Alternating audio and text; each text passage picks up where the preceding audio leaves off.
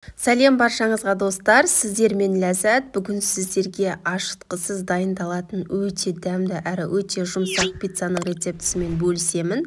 Аяқ асты пицца жегіңіз келгенде өте жылдам дайын болатын пиццалардың бірі. Міндетті түрде видеоны соңына дейін қарап, жасап көруге кеңес беремін. Ең әуелі жылы айранымызға 1 шай қасық ас содасын және де тұзды салып, жақсылап араластырып, 5-10 минутқа қалдырып қоямыз. Бізде реакция жүріп, айранымыз көтеріледі. Унилегіштен өткізілген ұнымыздың үстінен реакция жүрген айранды салып, жақсылап кішкене араластырамыз. Және де үстінен сұйық майымызды құйып, жұмсақ қамыр илейтін боламыз. Барлығын грамдарын описанияға жазып қалдырдым. Егер оның кішкене қолыңызға жабысқақтау болып жатса, қамыр кішкене ұн салып жіберуге болады. Өйткені әр ұнның тығыздығы әртүрлі, сол себепті ұнды кішкене қосып немесе азайтуға болады. Жақсылап қамырымызды илеп, барынша қамырларыңыз өте әдемі болса, сіздердің пиццаларыңыздың қамыры да өте жұмсақ әдемі болып шығады. Дайын болған қамырымызды бетін жауып, шетке ала тұрамыз. 10-15 минут көлемінде біз оған дейін соусын дайындайтын боламыз. Соусына өзіңізге ұнаған кез келген аскөктерді пайдалансаңыздар болады. Менде укроп және зеленді турап алдым, және де сарымсақты да өте ұсақ етіп турап алыңыздар. Бұл соус өзіме қатты ұнады, өте дәмді болып шықты. Пиццаны одан сайын дәмдірек ете түседі. Аскөк пен чеснокты ыдысымызға саламыз, және де үстінен майонез және де кетчупымызды салып, араластырып, соусымызды алдын ала дайындап қоямыз. Осымен біздің соусымыз дайын. Қараңыздар, сондай өте әдемі болып шықты, дәмі де өте ерекше.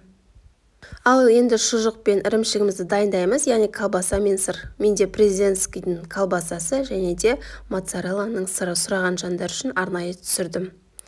Алдын ала шұжықтарымызды барлығын турап дайындап қоямыз. Ірімшікті де міндетті түрде үкіштен алдын ала дайындап қоясыздар. Осы уақыт ішінде біздің қамырымыз тынып, әдемі болып дайын болды. Енді қамырымызды алып, жұмсақ болғандықтан кішкене ұн сеуіп, 3 бөлікке бөліп аламыз. 3 күлше дайындаймыз. Дәл осы рецепт бойынша менде 3 пицца шықты. Қамырымызды арнайы қағазға пергаменттің үстіне ұн сеуеміз, және де қамырдың үстінен ұн сеуіп, жұқа етіп оқтаудың көмегімен жайып шығамыз. Қамырымыз өте жұқа болу керек, өйткені біздің пиццамыз өте тез піседі. Сол себепті барынша жұқа етіп жайып алыңыздар.